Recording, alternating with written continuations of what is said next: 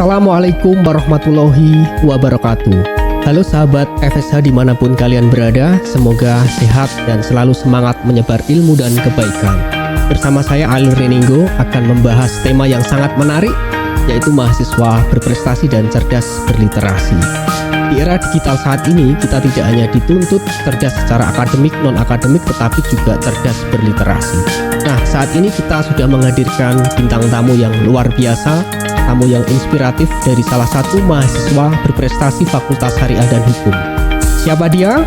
Yuk kita ngobrol santai bersama Andini Putri Irawan. Halo, selamat siang Andini. Selamat siang Bapak. Apa kabar? Sehat? Alhamdulillah. Alhamdulillah baik. Sehat. Kesibukan Andini pada akhir-akhir ini apa?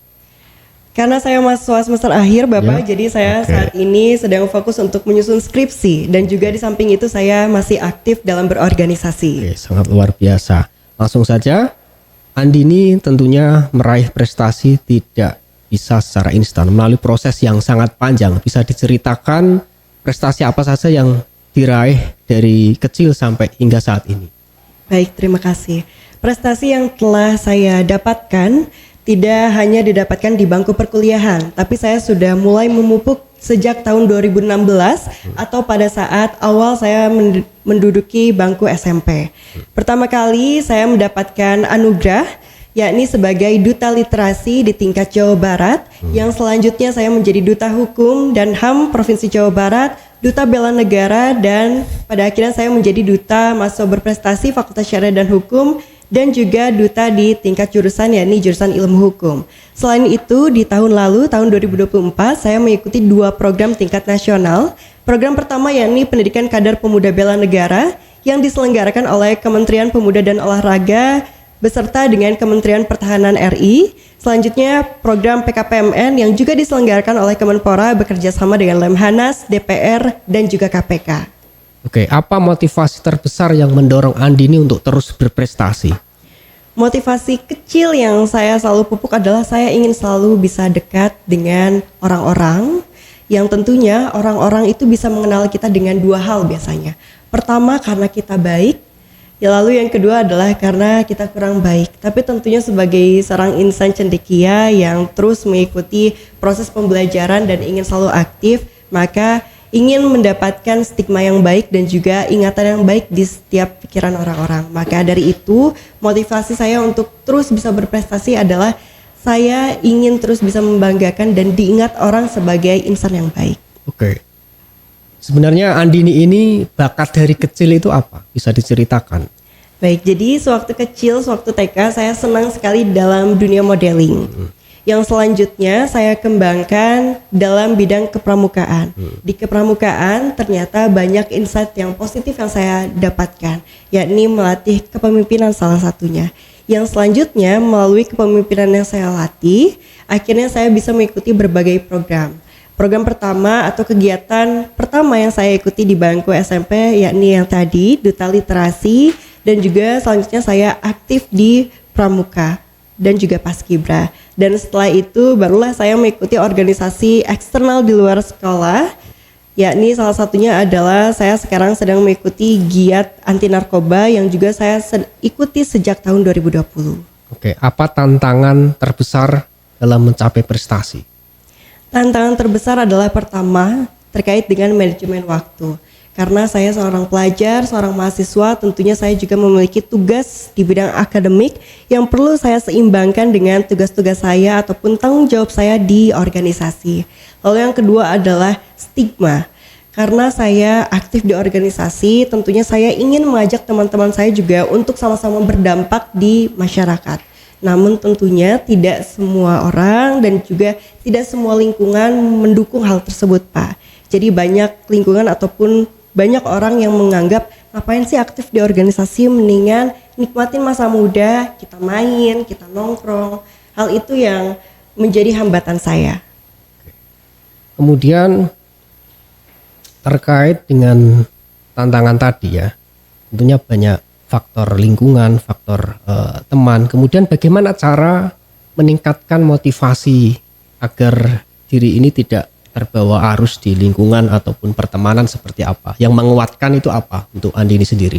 Baik, yang pertama selain daripada dukungan dari keluarga, lalu yang kedua adalah rasa haus untuk terus bisa mengembangkan minat. Karena ketika kita sudah memiliki rasa haus tersebut yang tentunya rasa haus dalam konotasi yang positif, maka kita akan senantiasa terus dalam pikiran dan juga dalam tingkah laku kita untuk terus mengembangkan. Ketika kita melihat adanya peluang, maka kita ingin terus mengejar peluang tersebut. Hal itu yang bisa menjadi motivasi kecil untuk terus bisa berprestasi dan juga aktif.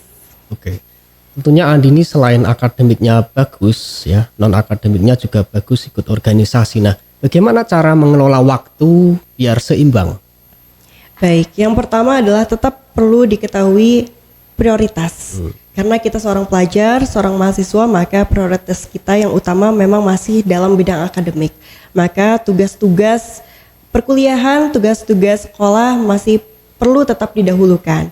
Di samping itu, karena kita sudah mengikuti organisasi yang dari awal merupakan wujud komitmen kita bahwa kita siap untuk membagi waktu, maka di samping kita mengerjakan tugas, tentunya kita juga harus bisa membagi pikiran kita, membagi waktu kita, membagi tenaga kita untuk bisa terus aktif di organisasi. Karena saya rasa ketika kita bisa mengimbangkan bidang akademik dan juga non-akademik menjadi suatu hal yang sangat menguntungkan bagi diri kita pribadi. Oke. Orang cerdas itu kan tentunya memiliki literasi yang bagus ya, karena itu bekal pengetahuan, bekal bagaimana cara kita bisa menangkap peluang, bagaimana kita menganalisis masalah dan lain sebagainya. Nah, untuk Andini sendiri, seberapa penting literasi bagi Andini? Menurut saya sangat penting. Terutama saya sering mengikuti organisasi ataupun forum di tingkat nasional yang mana kita sebagai mahasiswa ataupun individu secara pribadi perlu mengungkapkan opini kita pribadi. Jika kita tidak memiliki pengetahuan ataupun wawasan yang luas, di mana wawasan yang luas bisa kita dapatkan melalui kemampuan kita berliterasi, maka sayang, opini yang kita lontarkan menjadi tidak berbobot dan tidak bermutu. Maka dari itu sebagai mahasiswa, terutama bagi teman-teman yang juga aktif dalam berorganisasi, literasi menjadi salah satu kunci penting untuk teman-teman bisa aktif dan bisa berdampak. Oke, bagaimana cara meningkatkan literasi baik itu membaca, menulis ataupun memanfaatkan platform digital saat ini seperti apa untuk Andini? Oke. Kalau anak Gen Z zaman sekarang gitu ya Pak, scrolling menjadi suatu hal yang wajib, yang rasanya kalau nggak scrolling sama kayak nggak makan gitu. Gitu ya. Lapar gitu ya Pak, bosen gitu sehari-harinya. Maka kalau menurut saya, begitupun dengan membaca buku harus dijadikan sesuatu yang menjadi wajib, yang kalau kita nggak baca buku ya jadinya rasanya hampa gitu. Nah, gimana caranya biar membaca buku atau berliterasi itu menjadi suatu kebiasaan atau habit, dimulai dari langkah kecil, sekecil daripada kita membaca untuk mata pelajaran besok, mata kuliah besok. Yang nantinya ketika kita selalu mempersiapkan bahan bacaan untuk besok, mulai kita kembangkan menjadi baca jurnal ataupun buku-buku lainnya yang pada akhirnya yang menjadi hobi untuk kita. Oke, untuk minat Andini sendiri literasi yang disukai di bidang apa? Saya tertarik pada literasi ataupun membaca berita terkait dengan isu-isu kepemudaan dan juga yang saya linearkan dengan jurusan yang saya tempuh yakni seputar hukum. Oke. Nah, tentunya hukum itu kan juga adaptif dengan perubahan zaman kan. Untuk menyikapi isu-isu yang sedang berkembang, bagaimana cara menerapkan ilmu hukum yang dipelajari Andini ini dikaitkan dengan isu-isu yang sedang berkembang? Biasanya analisisnya seperti apa? Oke, yang pertama adalah kita mungkin kembali lagi terkait dengan kemampuan berliterasi. Dari kemampuan literasi maka kita punya pengetahuan dan wawasan yang luas. Dari wawasan yang luas maka kita akan menjadi semakin bijak dalam menerima informasi.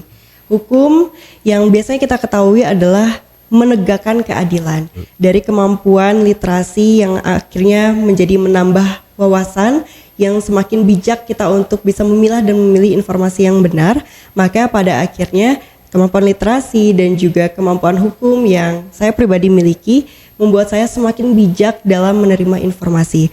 Karena dengan era digital saat ini, berkembangnya AI, banyak sekali berita-berita yang dicampur adukan dengan hasil editing AI yang pada akhirnya kalau kita tidak pilih-pilih dengan baik, kita tidak filter dengan baik, maka kita gampang terhasut. Padahal jika kita coba research lebih jauh, ternyata berita itu tidak benar. Oke. Untuk Andini sendiri gaya belajarnya seperti apa? Suka membacakah atau mendengar atau menganalisis seperti itu? Oke. Kalau saya pribadi, saya sangat suka mendengar. Mendengar ya. Jadi memang dari kecil kalau terkait dengan membaca itu saya lebih imbangi dengan mendengar guru. Gitu. Mendengar, Jadi biasanya pola belajar saya adalah saya mendengar, selanjutnya saya coba dalami lagi di rumah. Jadi kalau mungkin teman-teman di rumah Pak baca dulu, lalu sudah itu mantapkan dengan apa yang diberikan oleh guru atau dosen. Kalau saya memang mendengar dulu, baru saya cari referensi seluas-luasnya hingga akhirnya informasi yang sudah saya terima sebelumnya bisa saya kembangkan lebih luas. Oke, berarti daya ingatnya lebih kuat ya Andini ini ya. Oke, kemudian apa pesan untuk teman-teman Fakultas Syariah dan Hukum dan masyarakat secara umum biar terus berprestasi, pesannya seperti apa? Pesan dari saya adalah pertama, ketahui minat kamu. Karena di zaman sekarang banyak sekali raihan yang orang-orang capai. Kalau teman-teman nggak tahu minat teman-teman sendiri, maka akan jadi FOMO. Kalau bahasa Gen Z sekarang adalah FOMO. Cuma sekedar ikut-ikutan tanpa tahu arah tujuan yang jelasnya apa. Jadi yang pertama adalah ketahui minat, lalu yang kedua adalah konsisten. Kadang kita suka tidak menikmati proses. Sekali kalah kita langsung jatuh, gak mau bangkit lagi. Padahal proses yang semakin mematangkan kita. Jadi yang pertama ketahui minat, lalu yang kedua adalah menghargai waktu atau konsisten itu. Apa cita-cita Andini setelah lulus kuliah? Cita-cita saya yakni ingin menjadi hakim di pengadilan agama. Kenapa ingin menjadi seorang hakim? Biasanya perempuan itu kan sukanya di luar yang berbau ini formalistik gitu. Kenapa ingin menjadi hakim? Kebetulan memang cita-cita saya sedari kecil ingin masuk jurusan hukum awalnya. Tapi saya memang belum menentukan bahwa cita-cita saya ingin menjadi hakim. Setelah saya semakin beranjak dewasa, mengetahui berbagai macam pekerjaan, akhirnya saya memilih untuk menjadi hakim. Salah satu tujuan utamanya yang ingin saya capai ya tentunya menegakkan keadilan. Itu saja. Oke, luar biasa, Masya Allah ya. Prestasi Andini ini sangat banyak sekali, mulai dari SD, SMP, SMA sampai kuliah pun masih berprestasi, masih aktif di organisasi. Oke, usai sudah perbincangan kali ini dengan Andini, dapat saya simpulkan bahwa prestasi itu harus melalui proses yang panjang, melalui komitmen, melalui perjuangan, melalui support dari lingkungan keluarga, lingkungan teman, lingkungan guru kita, dan itu akan membawa kita menjadi berhasil.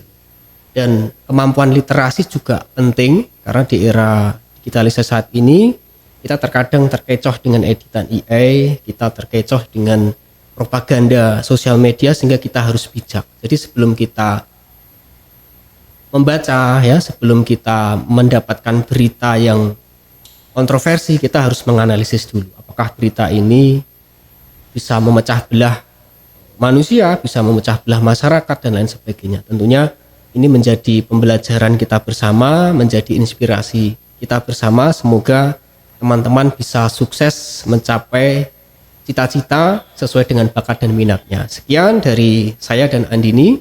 Wassalamualaikum warahmatullahi wabarakatuh.